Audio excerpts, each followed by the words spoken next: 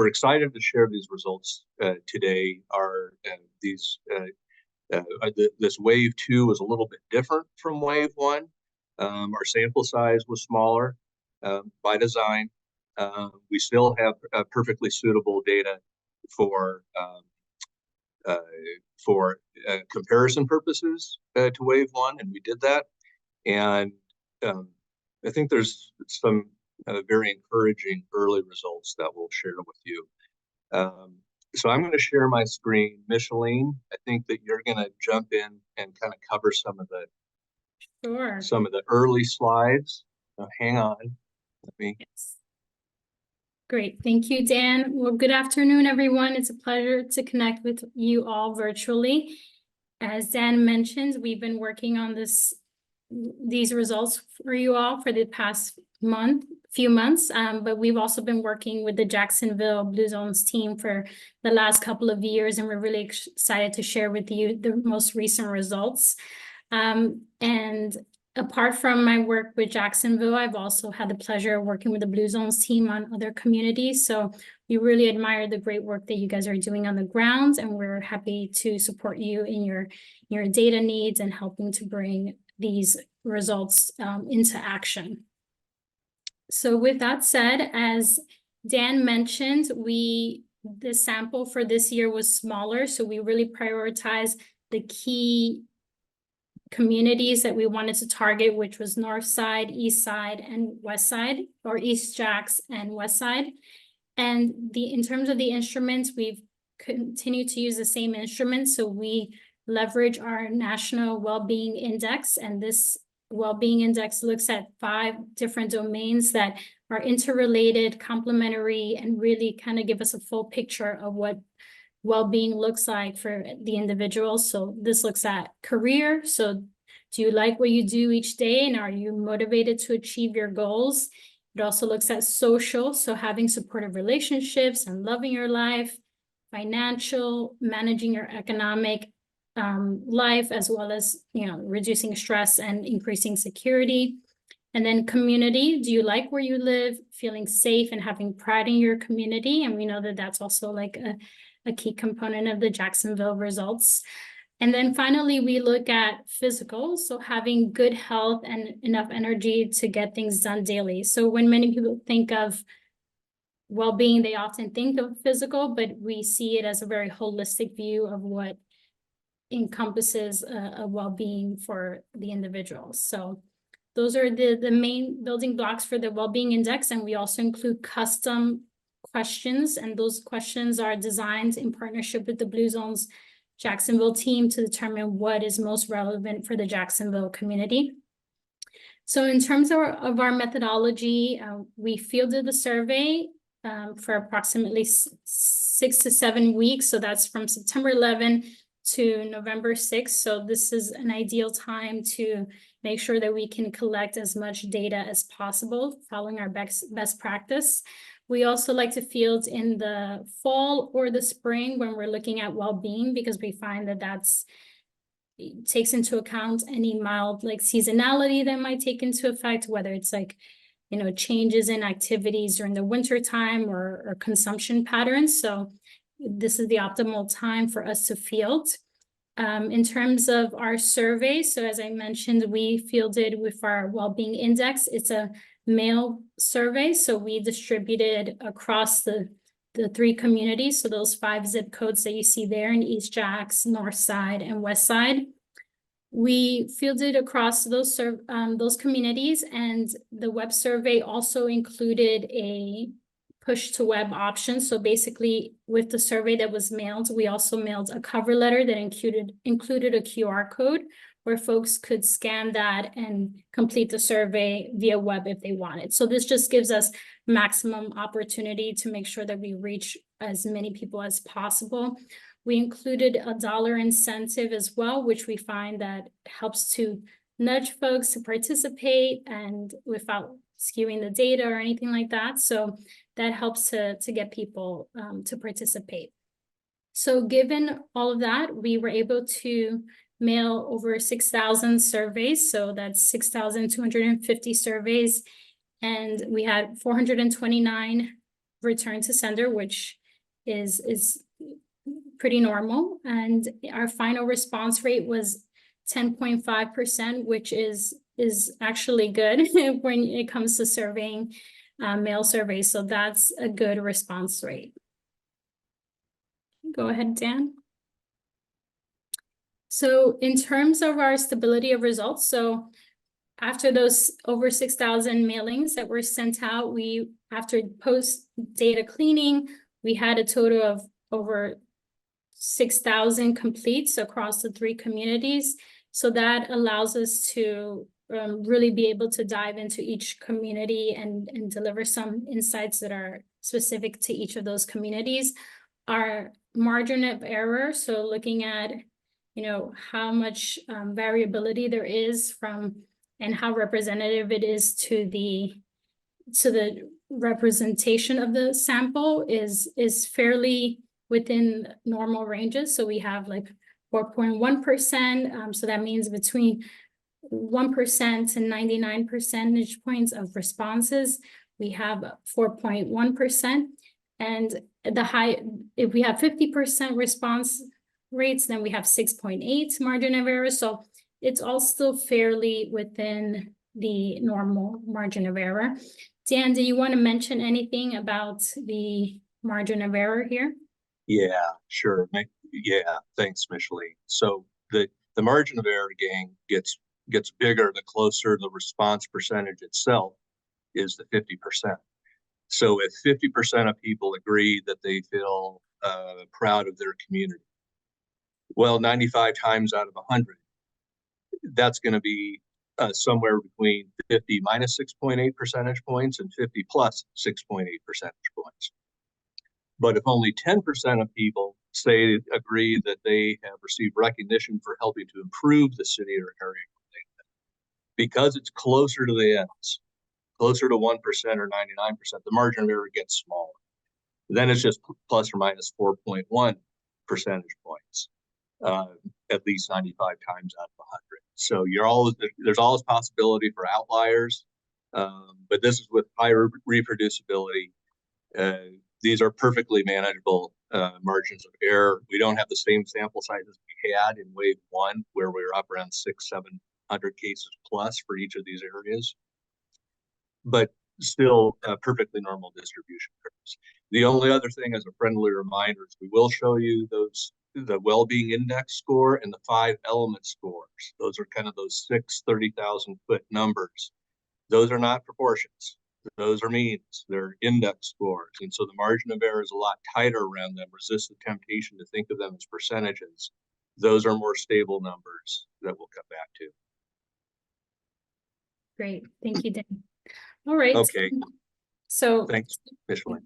Yes, no problem. So then in terms of we wanted to call out 2 main differences from the wave 1 results that we shared with you last year. So the main difference is that during that time we had numbers for the National Wellbeing Index from 2020. So in this time around, we were able to actually include updated numbers from 2023. So that brings down the results from the National Wellbeing were actually a little bit lower than 2020. So that means that the older estimates makes Jacksonville look a little better. So that's good news, but that's something to just keep in mind when you're looking through the data that we have actually since updated the national 2020 data. So it's more current. And then in terms of the weighting, so we did also correct for a small algorithm issue that we have with the weighting for race and ethnicity. So it means that some of the numbers may have changed by a couple of percentage points or even less. So the changes are very small and they're all within the margin of error. So overall, the main findings that we shared are the same. It's just some numbers may have been tweaked just a bit. Okay. Thanks, Micheline. Yeah, with that last one, everyone, the data files were perfect. The weighting algorithm was perfect, but when the weights hit the data, we still wound up with estimates that were incorrect. What happened is we have two different raw data export files. One's for the scan data, that's the hard copy mail that gets sent back to us, and one's the digital data, that's the surveys that are completed via the web. What we discovered, and what our data analysts did not know, was that the first raw data export file just had a single variable, a single column in the data file for race and ethnicity, 1 for white, 2 for black, 3 for Hispanic, etc. The other raw data export file had a different variable for each one of those groups. So if there was a column for white adults, and you'd get a 1 or a blank, white or not white. Black adults, 1 or a blank, black or not. And so our data analysts didn't know that. And so we had to do some internal forensic investigation to find out what happened. Apologize for that. Bottom line is that for some records, the weighting algorithm misidentified the race and or the ethnicity of the respondent. And so we had people that should have counted as a little less than one person because of the weighting that were counted as more, and vice versa. The weighting algorithm corrects for the imperfectness of the random sample, and that's based in part on race and ethnicity. We want to get it in alignment with what the actual population is. I hope that makes sense. Not sure how eloquently I just verbalized that, but that's what happened with that. All the results, again, were small. All of them are inside the margins of error. So there was no real change to any of the story.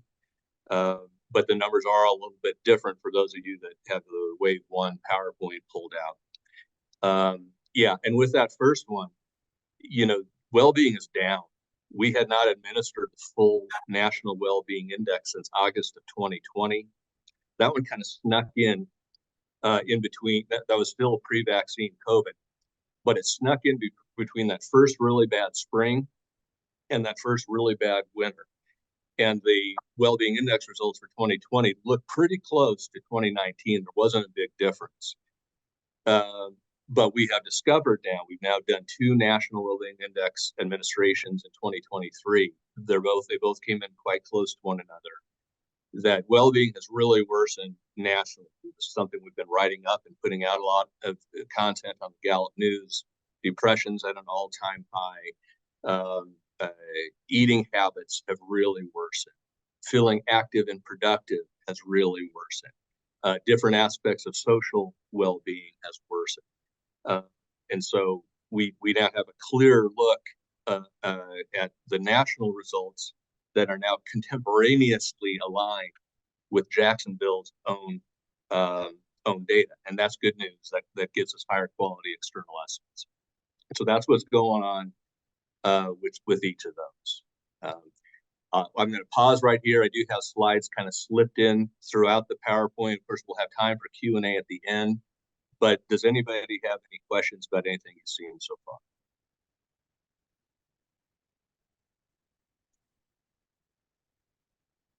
Okay.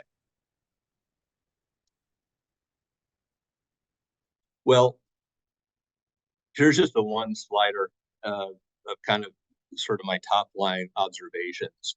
That first bullet is what I just discussed. We have new national estimates from 2023. It does leave Jacksonville's numbers looking better in comparison because well-being is down. It leaves me longing to see Jacksonville's numbers from 2020. Alas, we don't have them. To see if you kind of came down sort of the same sort of trajectory that what we have found nationally. Bottom line is that Jacksonville fares more favorably. There's also been really nice improvements in this first year in both social well-being and in community well-being, 2 out of the 3 in each case. We don't have one idea we're kind of kicking around a little bit is having a combined score of all 3. We don't have that. We're not reporting on that today. But if we did, East Jackson, North Side, and West Side together as kind of a macro community, social well-being and community well-being would both be statistically significantly improved compared to our first administration. Don't forget that that first administration ran November of 22 into the middle of January of 23. So this survey takes place only about 10 months later. And and Nicole, I think you can clarify that the actual programs and interventions and work had even less time. I think maybe only 6 or 7 months worth of activity ahead of our wave 2 survey, the results of which I'm sharing here. So the fact that we're seeing movement already in these 2 elements, I think, is exciting. Social and community well-being historically are the 2 elements that move the fastest, that start reaching escape velocity the quickest under Blue Zones Project interventions.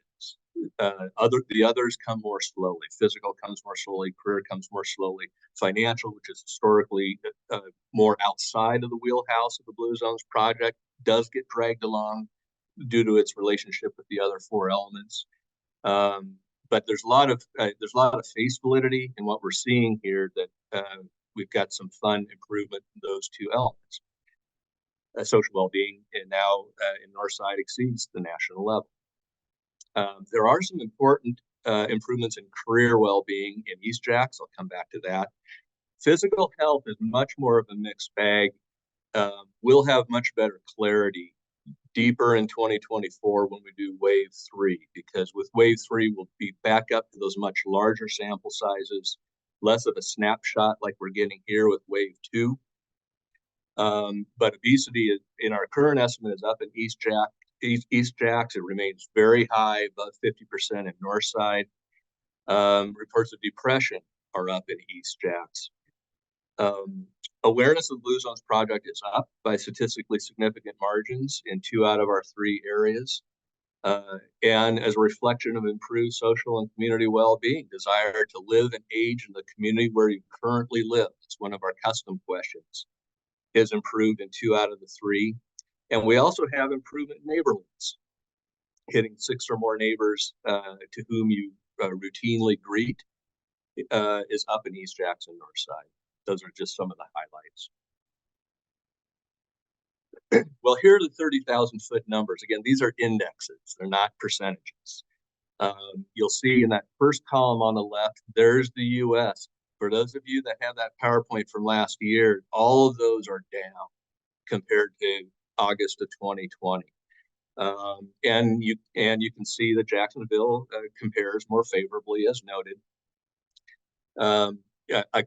If you see that green box, that means it's statistically significantly better than the U.S. with high levels of certainty, not just a function of sampling here. If you see the red box, it remains below what we have nationally with high levels of certainty. Then you'll also see the second dimension here, and that's the up arrow or the down arrow. If you see the up arrow with high levels of confidence, we have statistically significant improvement. If you see the downward pointed red arrow, obviously that means that it's gotten worse compared to the baseline. So career well-being is flat across the board, although there's some individual metrics that have improved. I'll get back to that. But East Jacks and Northside are now enjoy superior career well-being to what we find nationally. That's a real important strength to build upon. West Side, of course, is inside the margins. Well, not just inside the margins, it exactly matches the U.S. score, 56.1. Career is the gang. If I had to pick one element to start with, and then build around, it's not physical, it's not community, it's career. Career well-being is liking what you do, being a good natural right fit for what you do, wherever you are in your life's trajectory. As a student, as a retiree, as a parent or stay-at-home house manager, as a worker. Are you using your strengths? Are you learning and growing? Are you reaching your goals? Do you like what you do? Do you have a leader who inspires you about the future? Career is the #1 correlate to all 4 of the remaining elements. It's if you do a cross correlation of them, the #1 driver of social, financial, fiscal, and community well-being is all career. So it leaves me feeling very encouraged in what you all can get done in Jacksonville because you've got a good foundation in place, starting with career upon which to build. That leads us to social well-being. Social well-being, you'll notice Northside gets the green box. That's better than what we find nationally. And East Jackson, Northside both get the arrows, both improve. Westside is directionally up inside the margins compared to wave one. But across the board, we've got good news here. Social well-being, that is a commonly quicker out of the gate win in Blue Zones communities, and we're already seeing some positive results there. Financial well-being, those all got the red box with wave one. They continue to get the red box in wave two. They're all flat. Financial well-being tends to be one that shows the least amount of movement over time, but we will expect it to get better when the other four get better. Again, that's not how much money you make so much as how you manage your wealth and live within your means to build financial security. Physical health is a mixed bag. I'll come back to that. East Jacks was directionally up, West Side was flat, but North Side is down by statistically significant margins, and it gets the red box. It's below national levels. And then you get to community well-being. Community well-being remains below the U.S. across the board, but lots of improvement going on. Even in Northside, which didn't get the green arrow, there's clear directional improvement that is significant with 70% confidence. If you lower that confidence level a little bit, that would get the green arrow too. We'll keep it at 95% certainty to be consistent with our stats rules.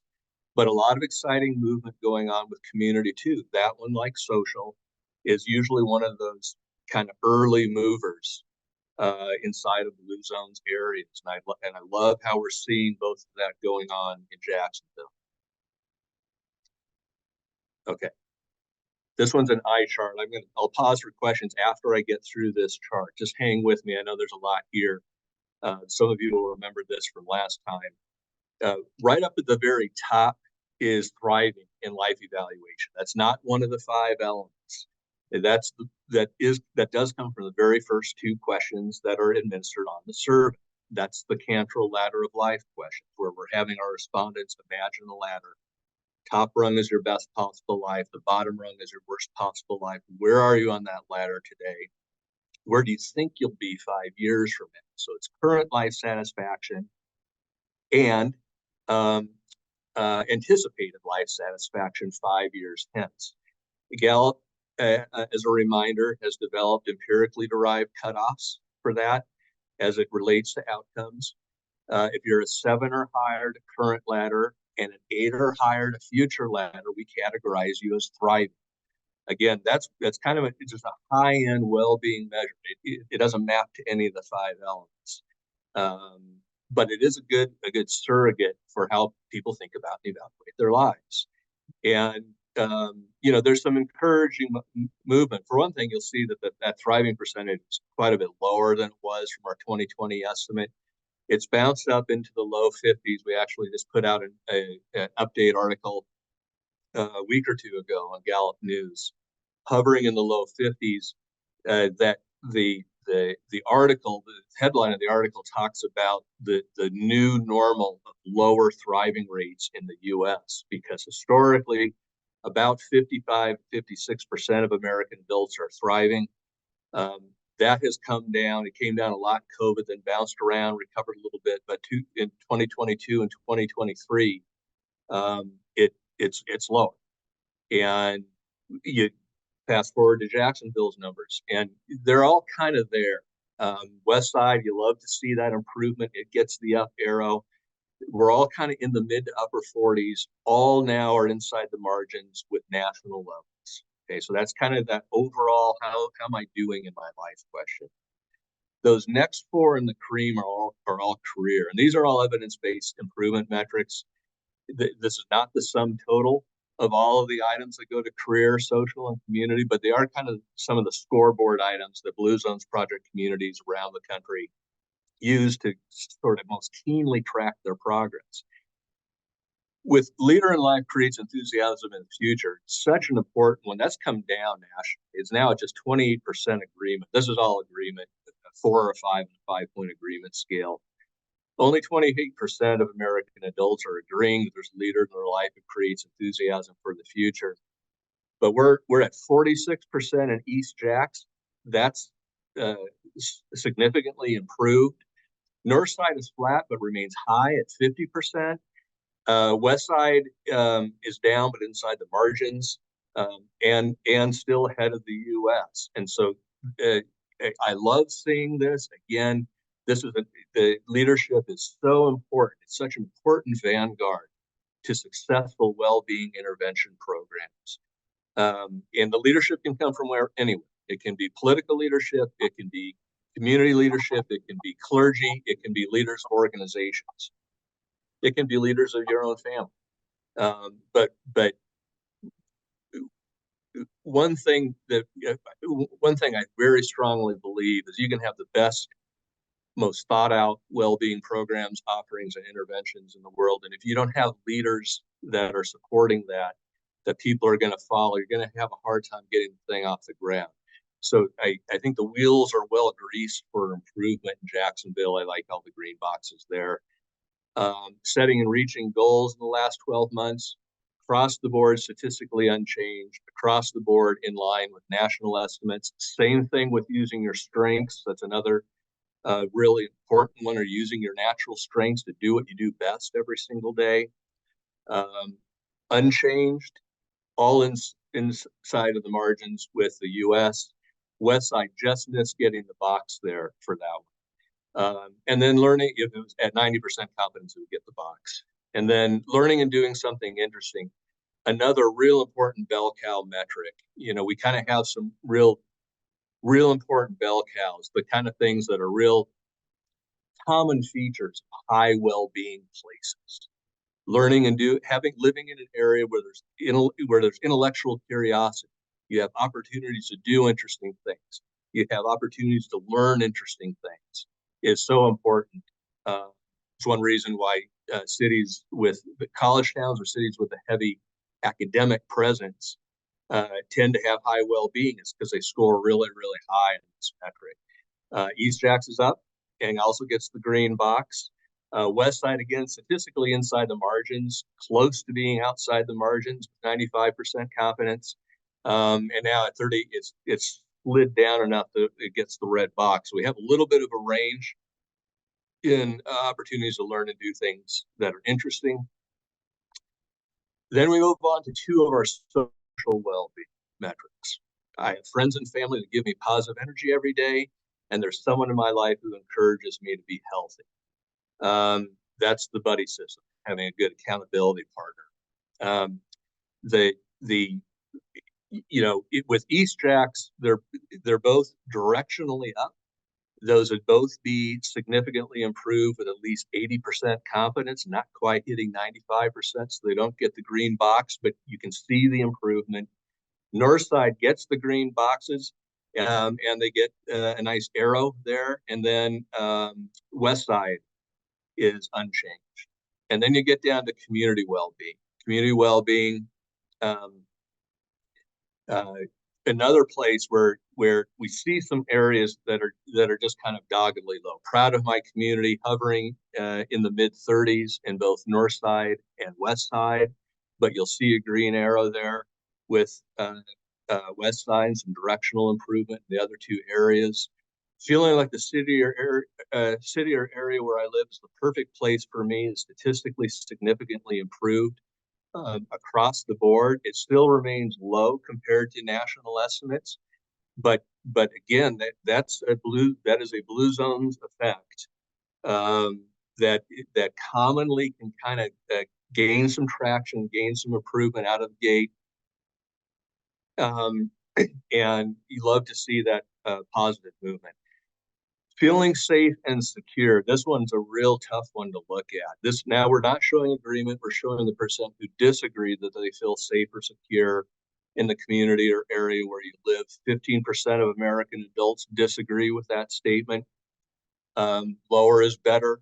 In all three of our communities, we're pretty high up there. You want to see this number come down. And this number, we will expect this number to improve. It is more of a lagging indicator. As people get out in their community more, meet more people in their community, give back to their community more, they feel safer. Even in the absence of other structural changes, it improves your sense of safety. But it continues to be high, especially in West Side. And that's one place where a community well-being metric worsened.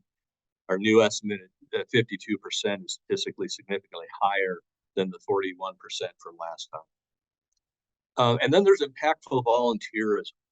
We don't ask you to volunteer.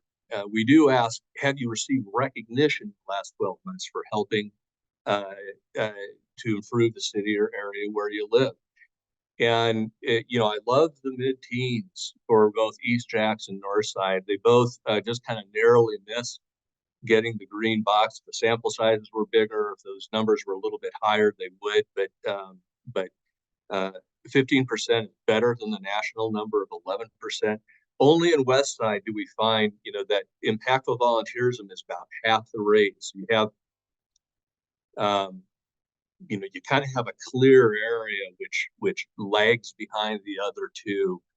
The more you can get them out working on that one, the more it's going to improve pride in the community, the more it's going to make them feel like the area is perfect for them, and the safer they're going to feel. Okay, so I've got to pause right here. I know that's a big data dump. Does anybody have any questions about anything you've seen in the last couple of slides? Dan, we had a question from Dawn. It's asking if the factor analysis is comparing Jacksonville to national indicators. Do we have any targets beyond national index scores? For not 100%, Nicole, I understand the question. You mean other benchmarks besides the U.S., like the state of Jacksonville, that kind of thing?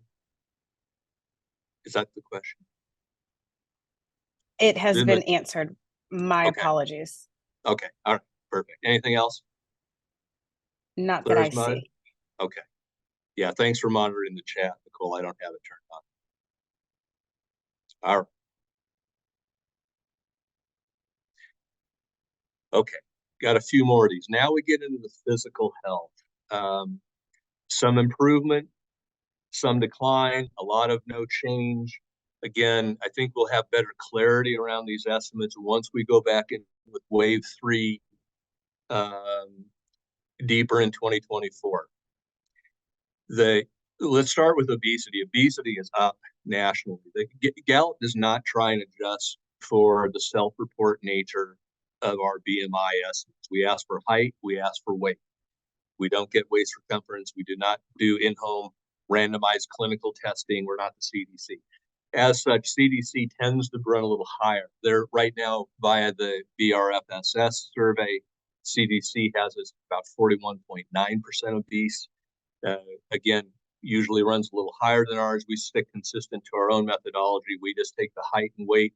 We do not try and adjust for any vanity effect and report it from there.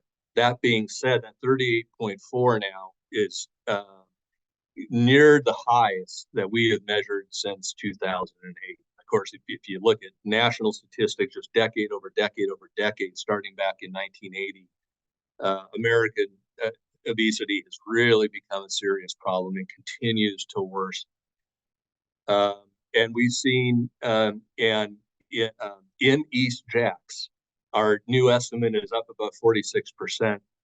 You'll notice that and so that's worse, right? Gets the down arrow. Notice, before you panic in East Jacks, notice that the obese and the overweight, though, is unchanged and in line with national estimates.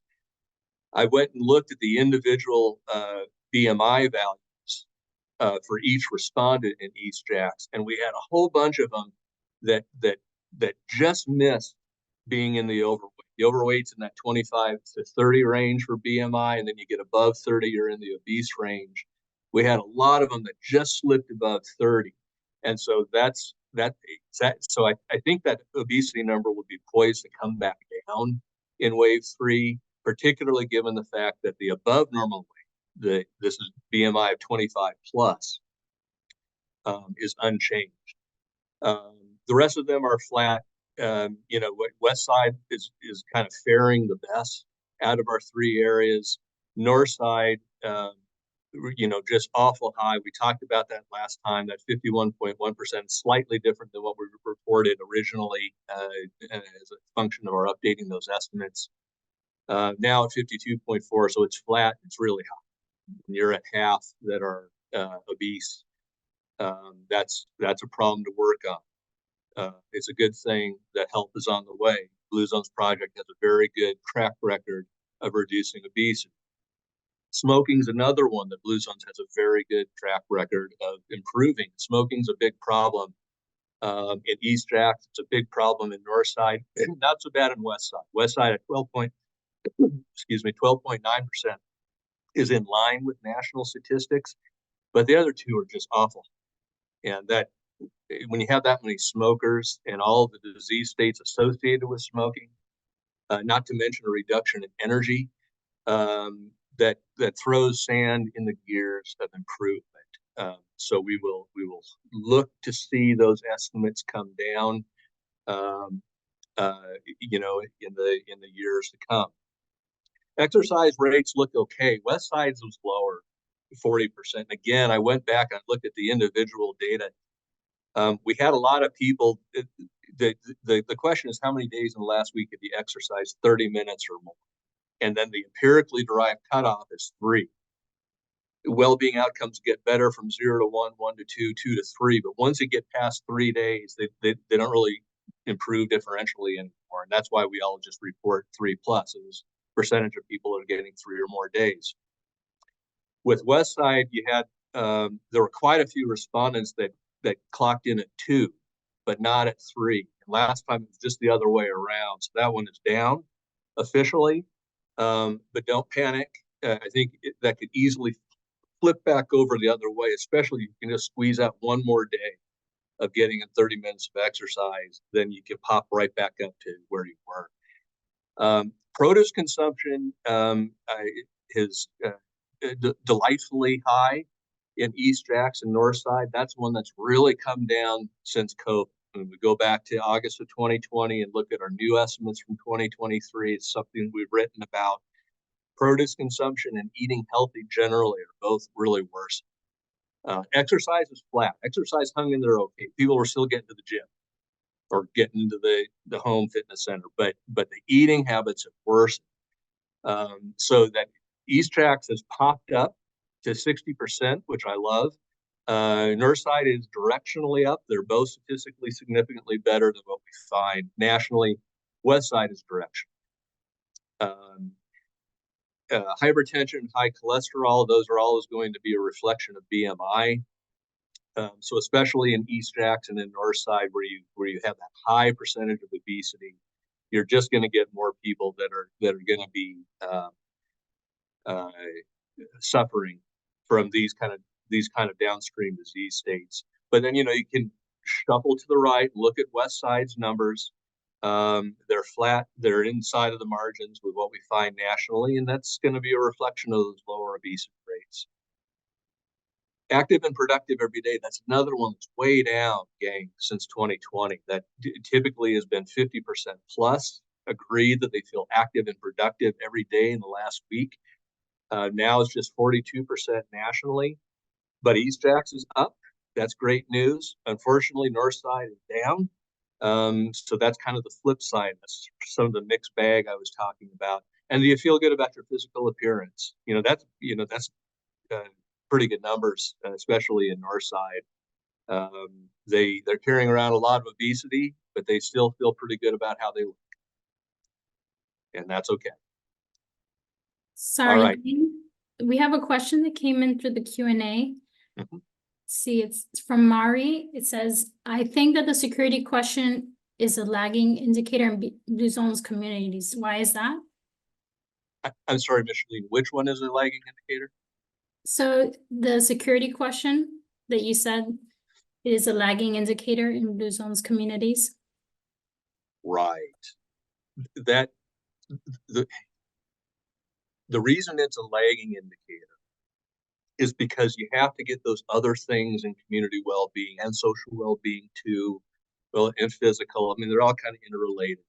Other things are going to move faster than safe and security, especially if there aren't structural changes taking place with law enforcement, how cops are interacting with the people in the community, what's going on with gang activity, what's going on with violent property crime generally, and efforts to try and address that.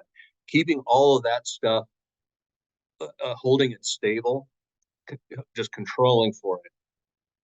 What we know is that when you are volunteering in your community, when you're out giving back to your community, you're meeting new people in your community, you're now knowing more neighbors in your community.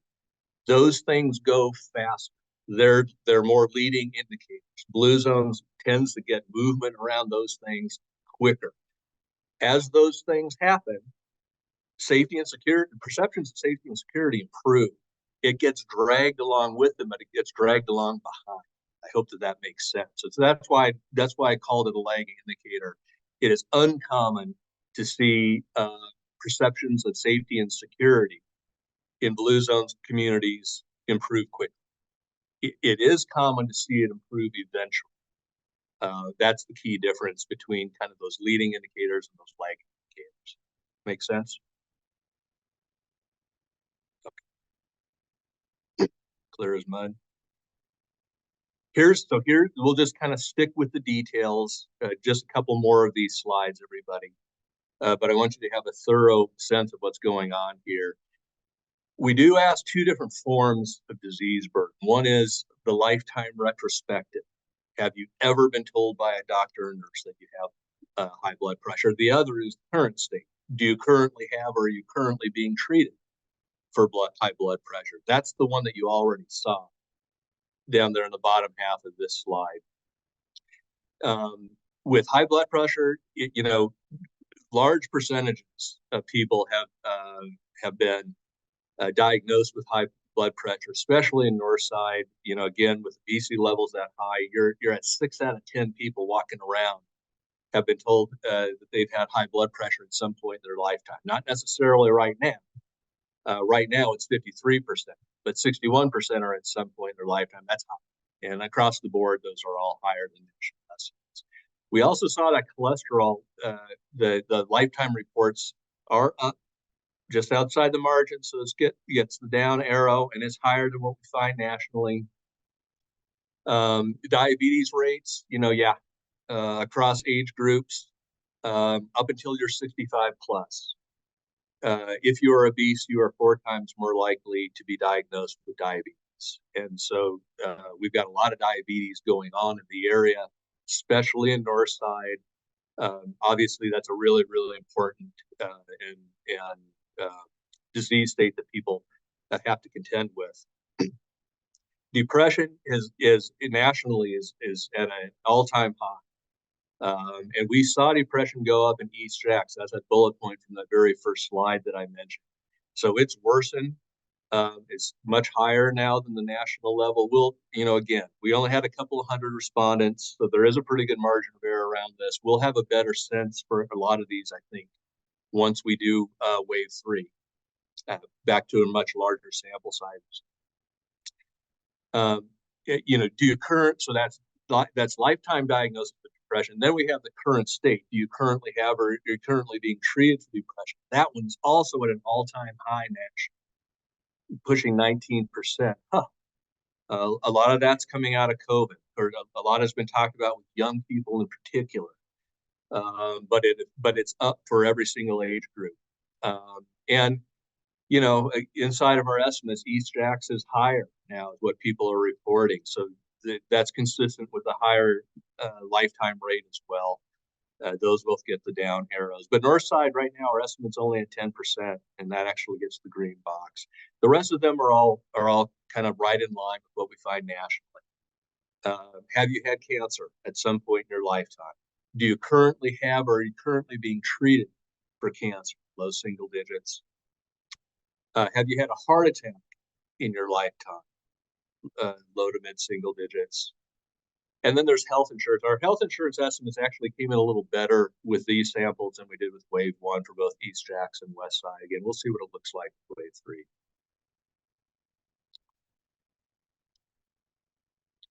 Okay. These first two are straight off of the CDC BRFSS survey. It's a really good overall health question. Overall, would you say your health is excellent, very good, good, fair, or poor? So we're just showing you top 2 box and bottom 2 box percentages. And it's, we got some down arrows, kind of the self-assessment of health. North side, not looking so hot. We'll kind of, the top 2 boxes lower, the bottom 2 boxes higher, so it gets the red boxes. Experiencing stress, that's another one that Blue Zones has a good track record of improving over time. That can be a slow one to improve, a little like feeling safe and secure. 45% nationally, that's a very stable number, by the way, mid 40s over time in large population measurement. That doesn't change a lot. Again, this is daily affect. We don't ask people, are you stressed out? We say, did you experience stress a lot of the day? Yes or no. So on any given day, 45% of American adults experience a significant amount of stress during the day. Pretty big number, but it's a stable number. Shot up to 60% in April of 2020, when COVID really was really taking off and everything was shutting down economically. It really shot up. But then inside of a year, it had floated back down to the mid 40s, and it's remained pre-pandemic levels since. But it's when we look across our 3 communities, they're all statistically flat. They're all inside the margins of what we find nationally as of wave 2. Dentistry remains real low-hanging fruit. Dentistry, gang, every time I run across this metric, I try and remind listeners of how important this one is. It's a really sneaky backdoor way to improve well-being. Of course, if you have bad oral health, the periodontal disease goes way up, but your probabilities of lots of other real negative, nasty downstream physical health outcomes are associated with poor oral health, because bacteria accumulate in your mouth and then get into your bloodstream. Nationally, that's a real consistent number, kind of high 60s, going all the way back to 2008 when Gallup first started measuring this. Get to the dentist. That's where you should be. Real high well-being places, gang, will hit 80% of the adult population getting to the dentist. It's just a real important psychological trigger. If you're taking care of your mouth, you're taking care of your life. After controlling for all demographics, including things like age and income and education, people that get to the dentist have higher thriving rates than people who don't, quite a bit higher. So the more that you can try and recruit the dentists in the area to increase pro bono days. Try and encourage people to get to their dentist and get their teeth clean. Really important aspect of well-being. We did see nice improvement in East Jackson. I love seeing that higher estimate. Remains well below national numbers. I hope that sticks. We had directional improvement going on in West Side too, but across the board below national levels. Food insecurity, that's a tough one. You'll see that'll follow around safe and secure. They're kind of kissing cousin metrics. They're influenced, of course, by socioeconomic status. This is not chronic state. The question is, has there been a time in the last 12 months where you have not had enough money to pay for food for yourself or your family? So at least once in the last year, 18.6% of American adults have not had enough money for food. Much higher numbers in our 3 focused communities, all statistically significantly higher than what we find nationally. So that's the thing. It's real, and it's something you're going to have to continue to contend with. Eating healthy all day before has come down a lot since 2020 nationally. That's those eating habits on the backside of COVID. People have got to start eating better. But that's one that Blue Zones is quite good at improving. We did have a statistically significant improvement in East Jacks, which is good news. Just slightly misses getting the green box. It was close to being statistically better than the US. The physical pain, that's going to be BMI, a lot of BMI. It's also going to be a reflection of stress, because headaches are physical pain. They're unchanged but higher. And then there's the poor health that prevents normal activity. This is the mean number of days in the last 30. This can be converted to missed work days among workers. Not everybody's in the formal workforce, of course. But if you are, that 3.8 nationally, it's about a 3-to-1 ratio. So if you want to convert that to unplanned absenteeism due to poor health from work, divide the number by 3. So instead of 3.8, it's about 1.3. That's the US average for the number of missed work days, unplanned absenteeism each month due to poor health. You can see that, the higher numbers there. North side and west side officially inside the margins with the US. They don't get the red box, but they're higher. East Jacks in particular, 5.4 before, 5.8 now. That's up. That's not 1.3 missed work days. That's 1.9, close to 2 missed work days. So you have incremental lost productivity among our workers as a function of unplanned absenteeism when well-being is low. And you see that reflected. And then one last one, and then I'll pause for questions and we'll move on to the custom questions. These are just kind of the rest of them. I won't linger on this. Like what you do every day is as part of career, really, really important. That's a right fit survey. Are you a natural right fit for how you spend your time, or are you spending your time doing something that you're not good at, you don't like doing? And we're across the board, flat across the board, in line with what we find nationally. A couple more social well-being metrics. Relationship with my spouse, partner, and closest friend is stronger than ever. That has eroded since 2016. Social well-being generally has eroded since 2016 nationally. Always make time for trips and vacations, family and friends. And so with spouse or partner, just East Jacks is below US levels. The other two are matching the US. Northside got improved. We'll see if that sticks when we come back with wave 3. Next two are financial well-being. Do I have enough money to do everything that I want to do? Have I not worried about money in the last 7 days? Both of those, higher is better. And you get some red boxes lower than what we find nationally. Another mental health metric. How many days how often in the last 2 weeks have you had little interest or pleasure in doing things? And this is the percent, not at all. Higher is better. You want people to say, no, I haven't had any issues with little interest or pleasure in doing things. And it's, in north side and in west side, it is below national levels. West side is pointed down compared to wave 1. And then finally, physical health. I feel my physical health is near perfect. That's another real good kind of high level physical health metric. East Jacks is now slides outside the margins. It's better than what we find nationally. North side is inside the margins, but has come down. And again, when we come back with wave 3 and we have bigger sample sizes, we'll see how. So I know that was a big data dump. Are there any questions about any of these last slides that you've seen? Is everyone following along? Okay. Everything looking good in the chat? Okay. All right. So let me move in. We've got a handful of custom questions now, and then I'll be wrapped up, and then we can go back to open discussion. The first one is awareness of the Blue Zones project in Jacksonville. Those wave 1 estimates are all very typical. Historically, we kind of land in the mid, maybe high single digits, the kind of at baseline before anything's been done. Are you aware of the Blue Zones project in your?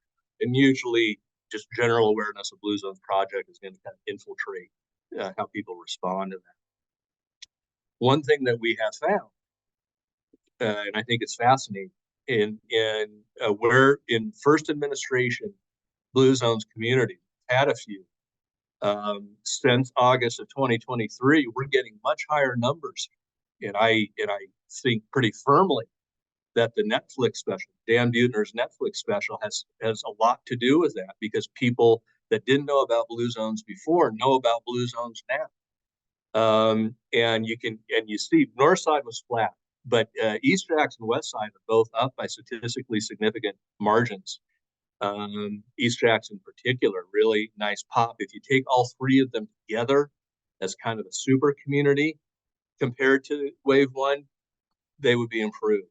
And so certainly some of it's going to be your own internal promotion. I'm not trying to hang it all on the Netflix special, but I think the Netflix special probably helped juice the numbers a little bit. Continue to pound this rock. Awareness is so important. Your goal is to get that awareness up to 40% plus. The more people that are aware, the higher percentage that are going to be participating in Blue Zones programs and offerings and events. And that participation really makes a difference in moving the needle for the entire population. These are all real small sample sizes. So these are only asked of people that are aware. So it's only 1 out of 10, 2 out of 10 people. So real small sample sizes will continue to, as the awareness goes up, the favorability estimates will become more stable. Here's a real important one. It's a real good Blue Zones-y question. How much do you agree or disagree that you want to live and age in the community where you currently live? I love the green arrows. We do have national estimates. 53% of U.S. adults strongly agree or somewhat agree with that statement. Those are estimates that came in very recent to our Jacksonville estimates, so they're very contemporaneous. 29% disagree nationally. The second one to be lower. And that's going to be a reflection of improved community well-being. And it's going to be a reflection of improved social well-being. Two things where we've seen tangible results, tangible improvement already. West side is flat, remains below national levels, but the other two are now up in the mid-50s. They were lower than the U.S. Now they're better. Weather permitting, in a typical week, how many days do you or members of your family spend at least 20 minutes using a local outside resource, such as a walking trail, sidewalk, park, or splash pad? Nationally, 37% of U.S. adults hit 4 or more days. That's kind of a good cutoff for this one as far as how it relates to well-being outcomes. If you can get to 4 or more, you're sort of maximizing the well-being. And what we find in our 3 areas is lower. East Jax is within shouting distance. North side and west side are lower. That's going to be a reflection of the built structure that's at people's disposal. It's going to be a reflection of feeling safe and secure when you walk around. So again, these things, they move around with each other. They're sifting sand. They interrelate. So as some metrics improve, it'll grease the wheels for other things to improve as well.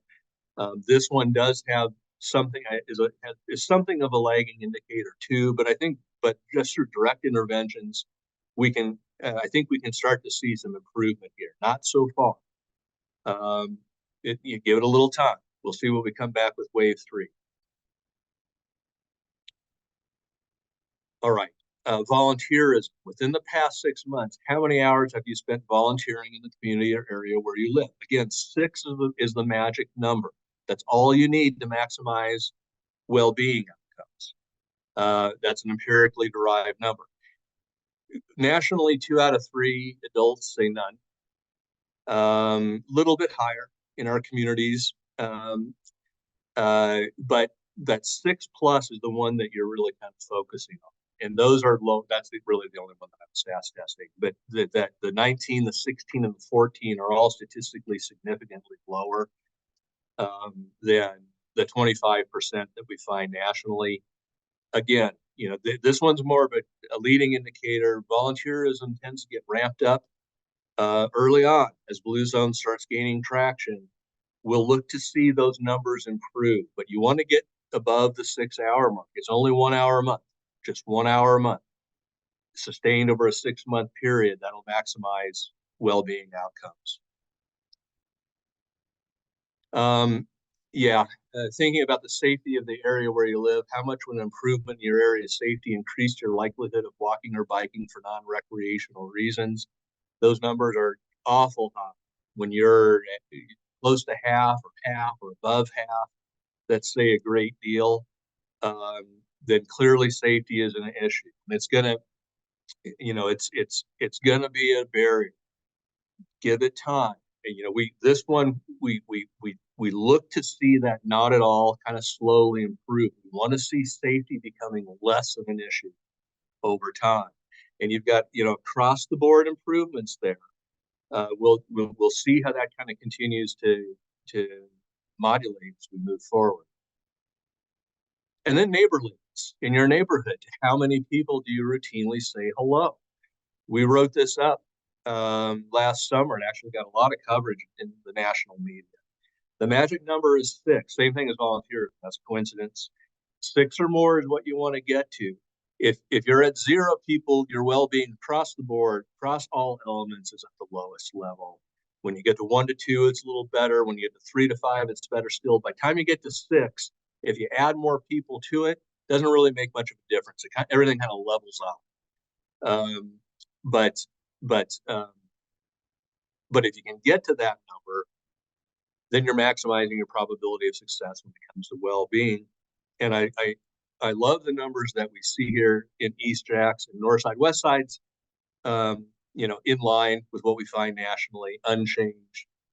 But the other 2 have gotten better, and that can absolutely be a Blue Zones effect. Increase those numbers, get to at least 6. This one also has, gang, a real potentiating effect to it that fits well inside of the Blue Zones Project paradigm, because the more people to whom you routinely say hello, you know who they are. Well, when there's a Blue Zones thing coming up, a healthy cooking class, or we're all going to get together and put in a community garden, let's go. You're increasing the number of people that you say let's go to, come with, that you invite to come with. That's the way in which these things kind of interact with each other. So if we can bump that, and of course this is squarely a social well-being metric, but it's also a community well-being metric. And you saw those community and social well-being elements both improve. We would expect this one to improve, and you have nice improvement in both East Jackson and in North. Statistically significant. And then we've got the healthy options. Please tell me how typical it is to have healthy options available in each of the following places. Your household, 81% in the US. And that's, everyone's kind of inside the margin. Our West Side did see some improvement there. We'll see if that sticks.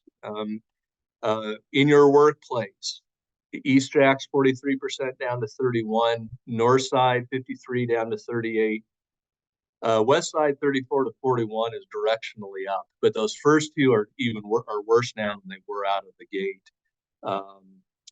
So out of these 3, the workplaces are definitely the low-hanging fruit for Blue Zones, but that's something that Blue Zones is good at.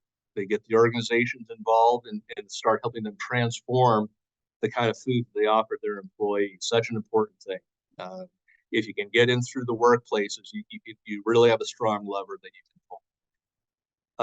And then the restaurants don't look too bad. I mean, 63% say always or usually nationally, and we're in the low 60s across the board. East Jack's did slip a little bit. It's not statistically down, but it has slid below US levels, but the other ones are all right there. West Side just misses the up arrow for that one. Okay, so just one last slide, and I'll stop sharing.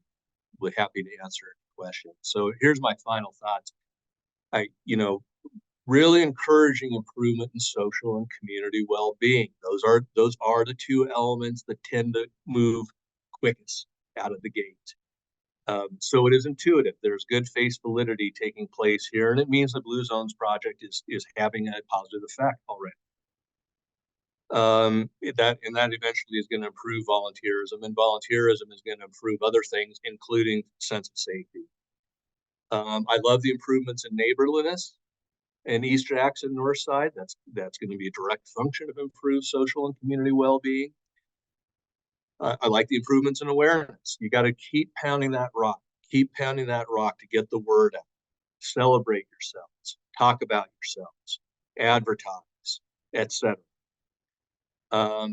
I like the improvements in the daily eating habits and produce consumption in East Jacks. We didn't see that in other places, but it does beg the question, do we have some things going on in East Jacks that we don't find elsewhere? Are there barriers elsewhere that aren't found in East Jacks? How can we kind of try and build on that best practice, learn from it, and then generalize it elsewhere? Obesity and smoking remain a big problem, especially in East Jackson North Side. Those are going to be slower to move metrics in large population, but they're both things that Blue Zones has a very good track record of improving over time. The use of the outdoor recreational resources, that does continue to run well below national levels. Awareness and certainly ease of access will be the biggest issues there. And then encouraging signs of improvement in safety as a deterrent to walking and biking for non-recreational reasons. We'll see how that sticks next time, but for right now, I think it's a good sign. And then not making the list here, but another one that I would certainly call out is the neighborliness, which is an underrated aspect of well-being. It's not just about social and community well-being. Hit that magic number, it improves your probability of success with all of the other elements, including career, including physical. After all, the more neighbors you know, the greater chance you're going to be out and about socializing. So that's a good one too. So, physical's a mixed bag.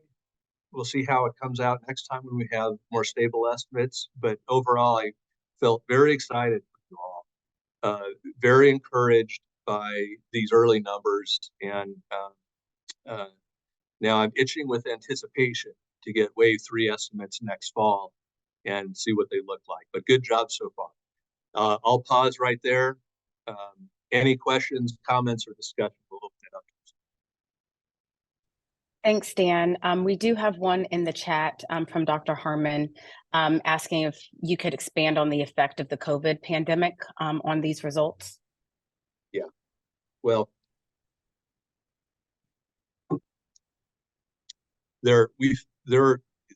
depression is worse, and it's worsened significantly. That's the single biggest one that I would call out coming out of COVID, because depression is just such a debilitating disease state. It gets in the way of everything that matters to a life well lived if you suffer from that condition. And it's higher than it's ever been since Gallup has been measuring it dating to 2008. So that's certainly the first big one. But there's a lot of other ones inside of physical health that have dramatically worsened since COVID that in my professional opinion, are strongly a function of COVID. That includes produce consumption. That includes eating healthy. It also includes things like feeling active and productive every day. And obesity is up. And as is above normal weight. That's BMI 25 plus, not 30 plus, but 25 plus. Exercise hung in there. That formal exercise didn't really change. But that active and productive everyday game is one that I would particularly point to. That's an energy metric, having the energy that you need to get stuff done. It's a really good natural movement surrogate, which is one of those Power 9 principles for the Blue Zones project. And it's come down close to 10 percentage points since August of 2020. We had back-to-back 6 months apart, back-to-back national estimates. We saw them come through. It's like, whoa, what happened? Maybe we had some outliers in this sample. Then we did another one that was essentially a validation sample of the one earlier in 2023 that came in very similar. So So that's eroded too. So depression up, obesity up, above normal weight is up. Smoking is unchanged, exercise is unchanged, but eating habits have gotten a lot worse. Daily energy, including natural movement, has come down nationally. And the eating habits are just the worst they've ever been since we've been measuring to 2008. Those are the things, all of those I think are clearly culprits of the pandemic. And we've settled into a bit of a new normal now. As far as these different metrics are concerned, America's got work to do to get back to pre-pandemic levels. Thank you, Dan. We also have a question. Where does Jacksonville stand amongst other Blue Zones communities at this point in the project? Well, there's two different ways to interpret that question. The first is where you stand over in terms of just your overall well-being in relation to what we see nationally, in relation to what we see with other communities. It's below average, not as bad as we thought it was back in early 2023 when we initially went through the Wave 1 results, because the U.S. estimates were from 2020 and looked better. So Jacksonville looked worse in comparison, but they're below average. That the improvement that we see here, and again, this is inside of a year. It was only 10 months in between survey administrations, even less than that when you look at the amount of time when there's actual Blue Zones activity going on in the area. That's, I think, quite good. Certainly in line, if not better, than what I see with other Blue Zones projects over the years between year 1. Thank you, Dan. We have about 5 minutes left allocated for Q&A. If there's any other questions, again, feel free to utilize the chat. And also, if in this moment, feel free to come off mute as well.